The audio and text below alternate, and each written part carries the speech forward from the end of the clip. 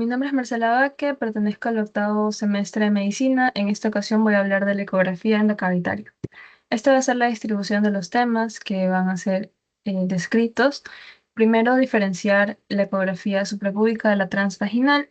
Luego, revisando un poco la anatomía del útero con endometrio y miometrio, revisando los ovarios y las trompas de falopio. Y por último, una vez entendiendo ya la anatomía, revisar ciertas patologías que pueden ser visualizadas con el uso del ultrasonido. En este caso, miomas uterinos, hiperplasia endometrial glanduloquística y el cáncer del endometrio. Primero hay que empezar diciendo que la ecografía ginecológica es la técnica de elección para evaluar tanto útero como sus anexos y puede realizarse por vía suprapúbica o endocavitaria. Suprapúbica, que sería transabdominal, y endocavitaria, que sería transvaginal. La suprapúbica tiene ciertas indicaciones, principalmente para masas pélvicas grandes o pacientes que tengan contraindicaciones para la vía vaginal, mientras que la endocavitaria o transvaginal permite una mejor resolución. Para la suprapúbica es necesario que los pacientes hayan ingerido previamente una cantidad adecuada de agua para que de esta manera podamos utilizar a la vejiga como una ventana acústica desplazando el estómago, empujando el útero en la pelvis y bueno, haciendo que se evite la dispersión de el gas, causando una dispersión de las ondas de sonido.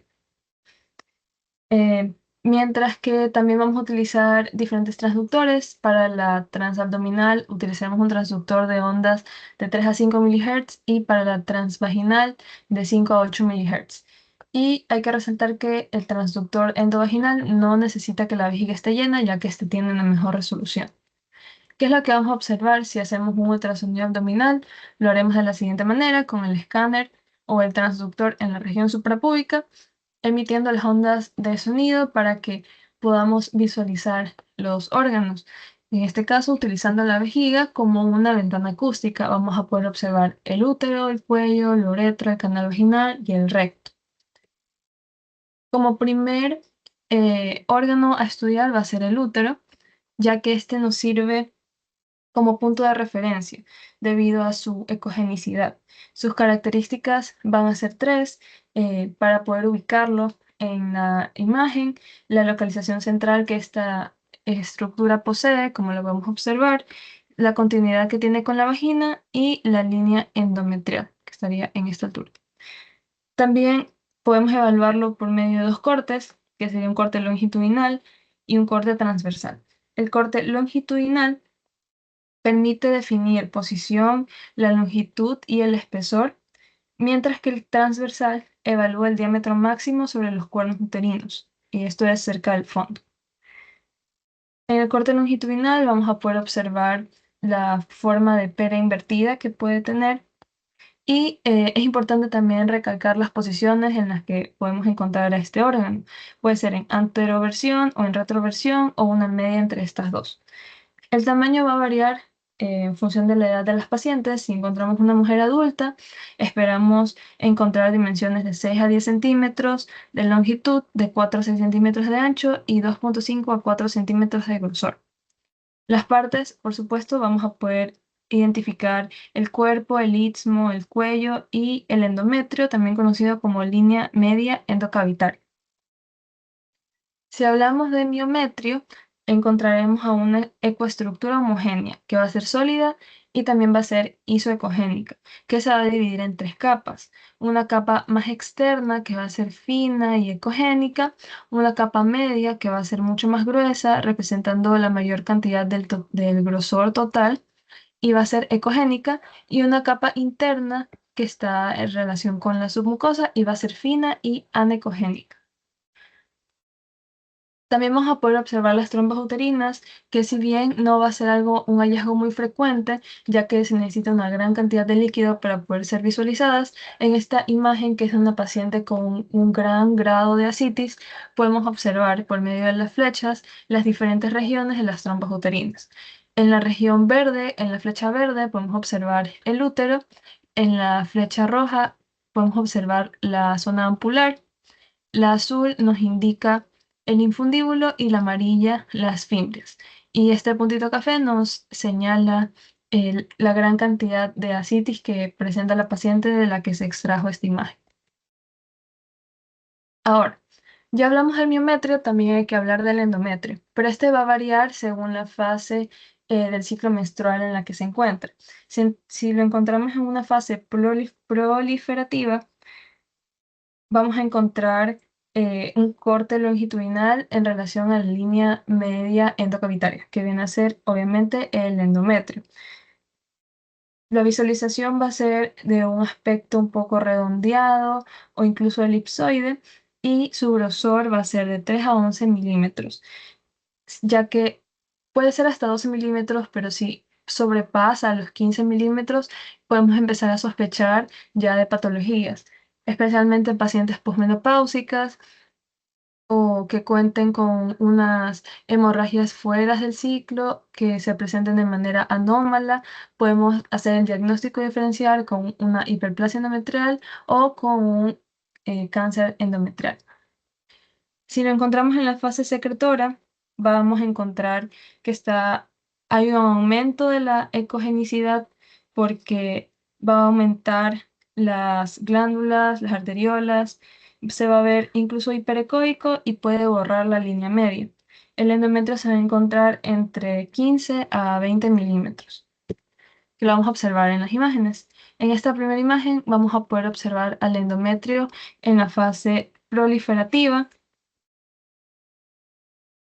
Podemos observar que la línea media endometrial, que es lo que marca esta imagen, tiene una forma un poco más redondeada o incluso elipsoide. Aquí está en la línea endometrial en fase secretora. Podemos observar cómo aumenta su tamaño. Y por último tenemos la fase menstrual, en donde por la necrosis y que se pierde la capa funcional, se va a mantener una capa delgada. Y esto se traduce en que se ve un endometrio lineal. Algo importante destacar también serán los ovarios. Los ovarios, la referencia para encontrarlos van a ser la fosa ovárica, con bueno, sus diferentes límites venosos, vasculares. La posición puede ser variable, pero principalmente suelen estar detrás de los vasos hipogástricos. Su forma va a ser ovoide, característicamente aplanados y en forma de almendra. Vamos a encontrar tres ejes, un eje oblicuo, horizontal y anteroposterior con sus respectivas medidas y vamos a ubicarlos como estructuras sólidas y homogéneas, con una corteza y una médula.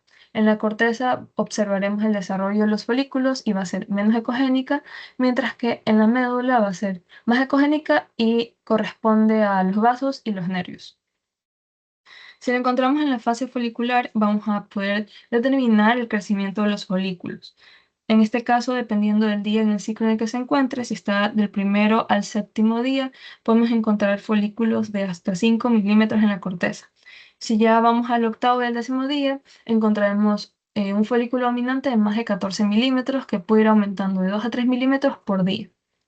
Mientras que en la fase secretora, después de la ovulación, el cuerpo amarillo puede que no lo veamos ecográficamente, pero podemos encontrar una hiperecogenicidad central, que también puede verse una formación ecogénica estrellada o incluso pueden presentar aspectos quísticos, como lo veremos en la siguiente imagen. Es importante destacar que siempre que evaluemos ovarios, hay que tomar en cuenta su posición, la forma que tienen, el contenido, el número de ovarios que presentamos al evaluarlos, ya que esto nos ayudará a determinar, tal vez, hacer el diferencial con patologías como el síndrome ovario poliquístico, que ecográficamente tienen un signo muy característico, que es el collar de perlas. Esta imagen es muy interesante ya que no solamente se puede observar el endometrio, sino también los ovarios en las diferentes fases del ciclo menstrual. Podemos ver cómo en estas imágenes se observan los cambios que van a tener tanto el endometrio como los ovarios en base al ciclo en el que se encuentren. Aquí podemos ver cómo el endometrio se puede ir engrosando. Aquí podemos ver cómo cambia la ecogenicidad de los ovarios. Ahora, entrando en patologías, vamos a hablar primero de los miomas uterinos. Estos van a ser unas masas que van a modificar los contornos y la estructura como tal del útero. Van a estar compuestos por fibra muscular, por tejido conectivo y también estroma vascular. Van a estar poco vascularizados y pueden ser múltiples, pueden ser únicos y pueden tomar una forma notable que incluso puede desplazar al útero. Podemos definirlos según el lugar que ocupe dentro del tejido uterino. En este caso pueden ser submucosos que no invaden la pared uterina, que ya causan una invasión más del 50% de la pared uterina o menos del 50% de la pared uterina. ¿Y cómo lo vamos a observar en una ecografía? Pues se pueden ver áreas de hiperecogenicidad eh, o incluso isoecogenicidad con un tamaño considerable. En este caso aquí tenemos la lesión delimitada y la podemos observar en relación al útero. Aquí tenemos otra imagen en donde podemos observar con mayor claridad el tamaño de la lesión, la forma que tiene esta forma ovalada y cómo está dispuesta su ecogenicidad. Y también podemos observar que está en bastante relación al útero, sin embargo no lo logra desplazar. Luego continuamos con la hiperplasia endometrial.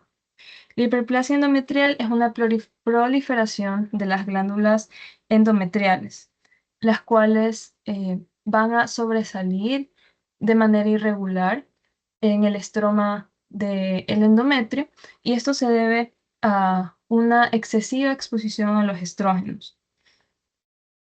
Es importante medir el doble espesor endometrial en un corte sagital al momento de hacer la evaluación por ecografía transvaginal. Para esto, en los mejores días para hacerlo son entre los días 5 y 10 del ciclo menstrual.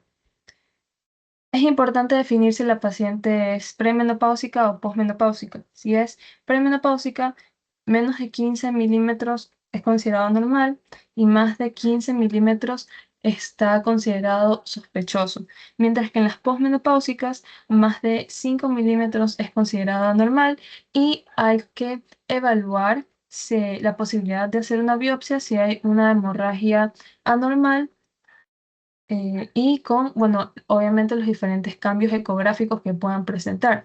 En este caso, engrosamientos asimétricos, con ciertas irregularidades o incluso cambios quísticos que pierdan la forma esperada. Lo que podemos observar aquí es claramente un agrandamiento de la línea endometrial. Aquí podemos observar eh, múltiples espacios quísticos con áreas sólidas ecogénicas. No se ven lesiones focales en el miometrio y tampoco se pueden localizar los ovarios en esta ecografía. Como último punto tenemos el cáncer endometrial.